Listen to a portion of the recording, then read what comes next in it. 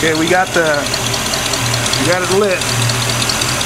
We had to put some Teflon on the fuel line coming from the carburetor because it was leaking, so we had to tighten that up. Now we don't have any leaks there.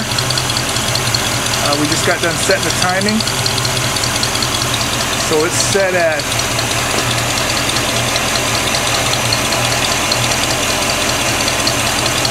2 marks up from the 0. We're getting ready to do the air-fuel mixture. Those 2 screws under there. Okay, we have much more better throttle response than we have since we began to work on this car.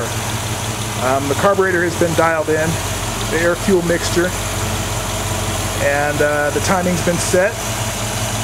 We got a nice idle here, and it's very responsive. Check this out.